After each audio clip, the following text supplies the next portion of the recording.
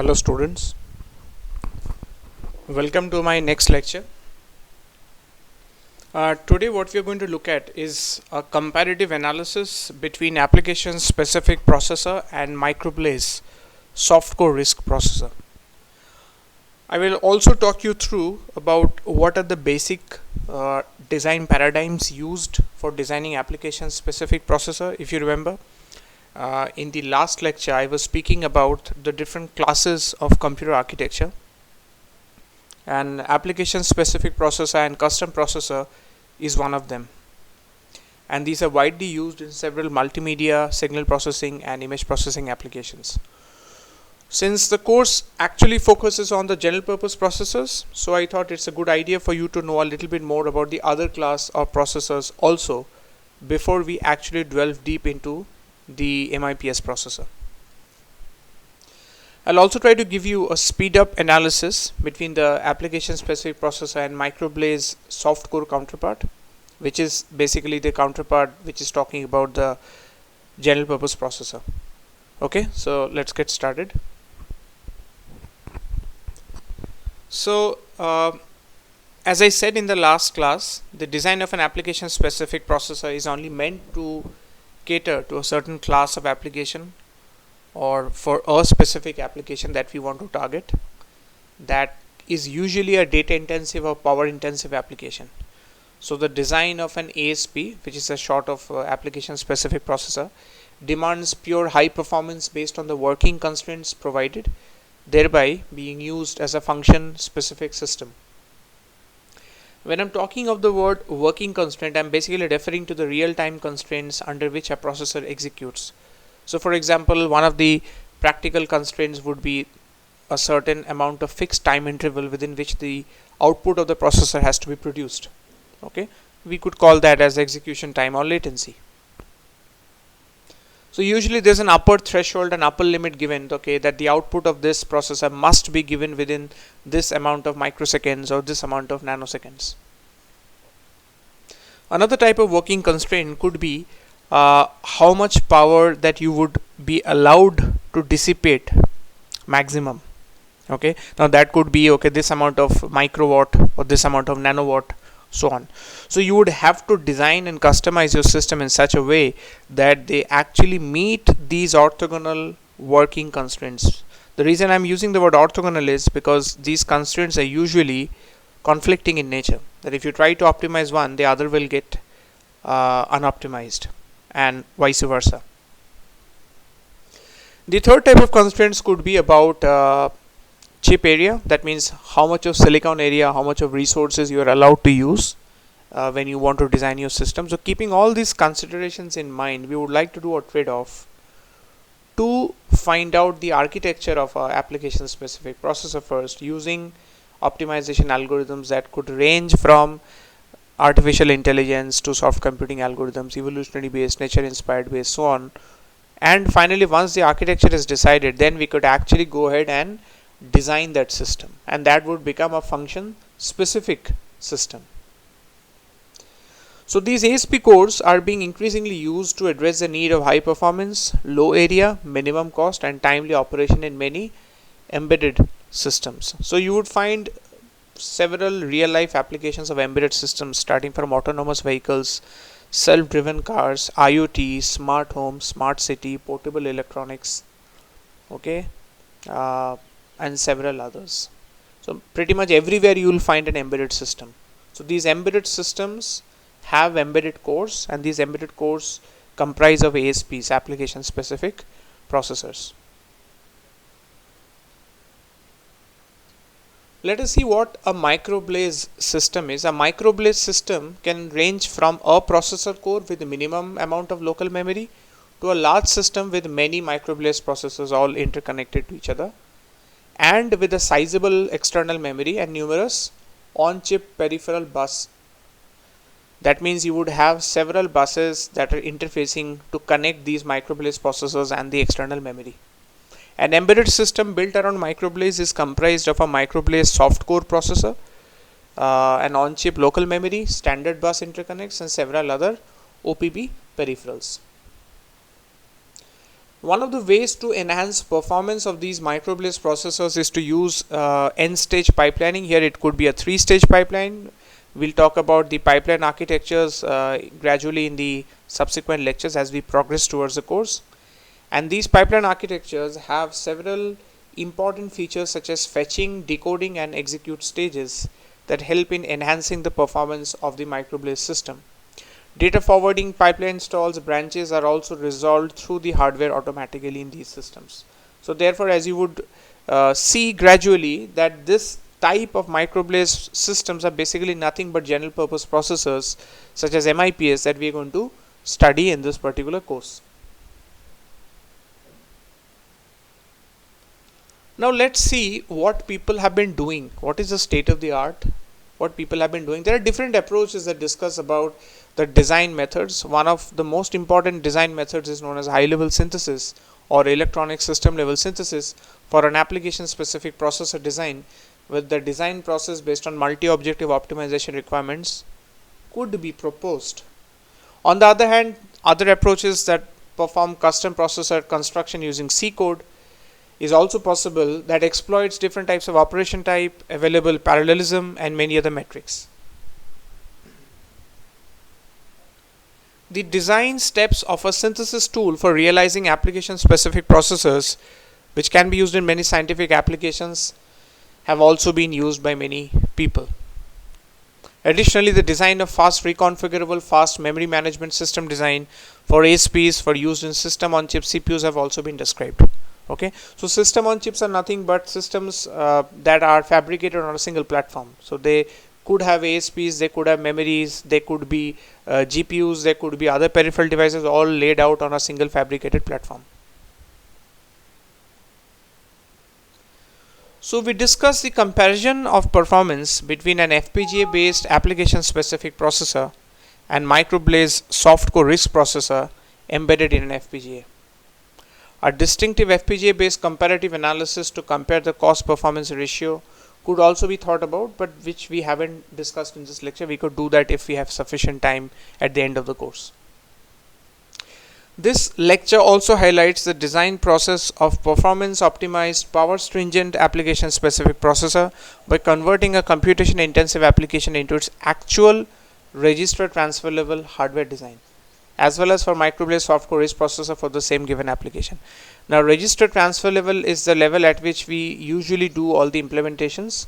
That could be a VHDL implementation, that could be a schematic entry, so on. So this abstraction layer is known as RTL, register transfer level, and we have higher levels of abstraction, and we also have lower levels of abstraction which are below RTL. Okay, such as logic level, gate level, transistor level, so on.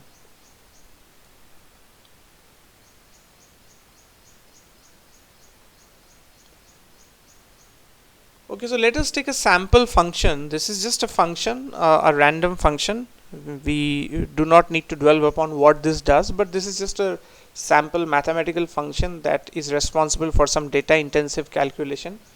So we intend to design this function for a sample application specific processor that is capable to produce this output, and the same function will also be implemented using RISC, and we'll see how the speed up of both varies. We'll see why I'm talking most specifically about ASPs being high performance driven compared to the RISC counterpart. So let us say at a particular frequency that we need to select an optimal architecture from a set of resources provided. An analysis is performed to evaluate the execution time and power. Okay, so let's say at 50 megahertz there are these possible resources. I'm just giving a very small list, although the exhaustive list could range more than 1000 variants. I'm just giving a small number, and based on that the execution time and the power consumption could be calculated using some models. And let's say the execution time and power is given as follows: 28 microseconds, 2.60 watts. The second option gives you 36 microseconds and 1.44 watts. You could see that it could vary. It could vary based on the type of adder, subtractor, type of multipliers chosen. So therefore we have variation in the execution time. It will also depend on the bit size of the resources considered. if you look at the third option, since we have more number of resources, so definitely the time of execution gets reduced. However, the power execution or the power consumption of the resources get enhanced. So there is a trade-off that you could notice in the third variant, which is 1 add sub, 1 mul and 2 division.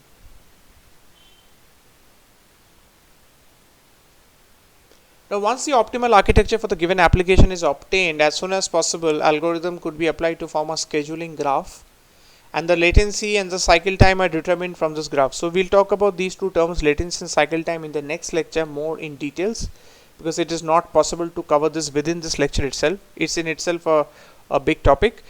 However, we'll just let you know that this latency is the delay of the first output and cycle time is the delay between two consecutive outputs. The difference in the delay between two consecutive outputs. The execution time for an n set of process data could be given using the following equation, which is L plus n minus 1 into Tc. L stands for the latency, n stands for the number of sets of data, and Tc stands for the cycle time.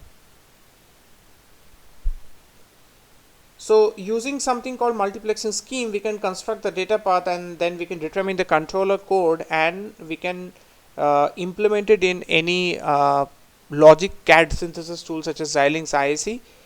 The controller is responsible for providing the timing sequence to the data path. So it's responsible for timing synchronization of the data flow within the respective function units of the data path of the processor. So controller is basically controlling the enable disabling of the different units. And after synthesis and implementation, the verification was carried out in the IAC simulator. So using simulation, you can verify the functionality and the timing both.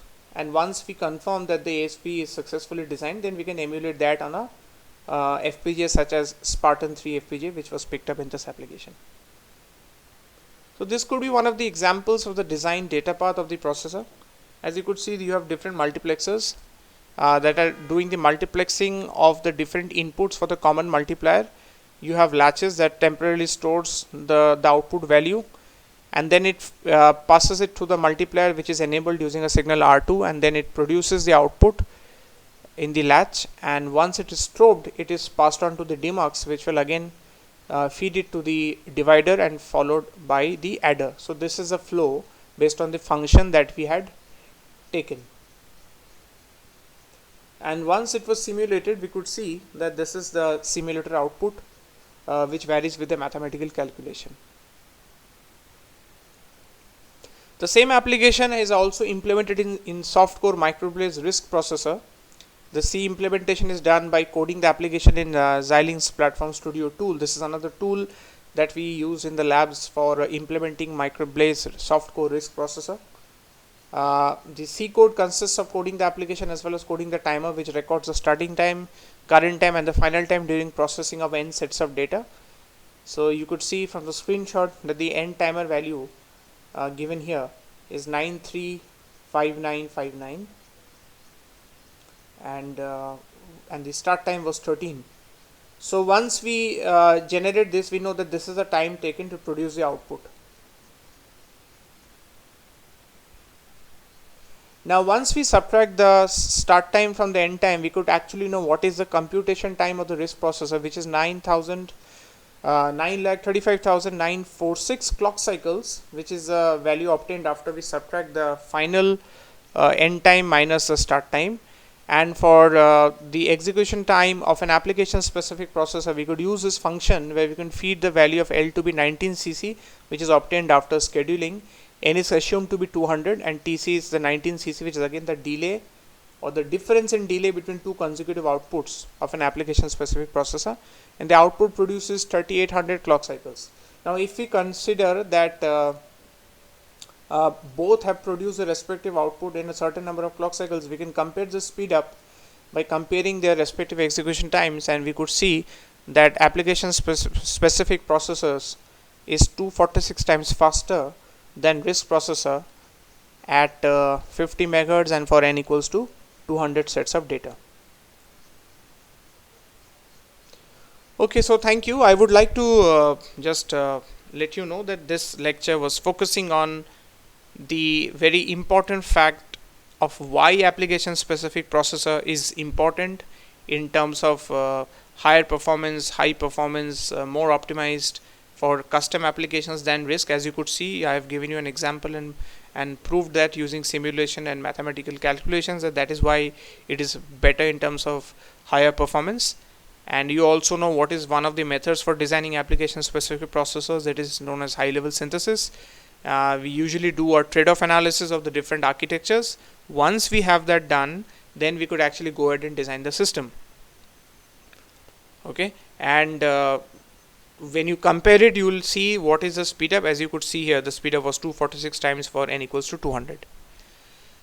So from the next lecture onward, we'll get more into the MIPS performance analysis, not focusing too much on the other types of computer architectures, because those are more advanced level architectures and not meant for third year or basic undergraduate level computer science students. So we'll focus more on the MIPS performance analysis, and we'll also see what are the different functions used to analyze the performance of MIPS processors. Thank you so much.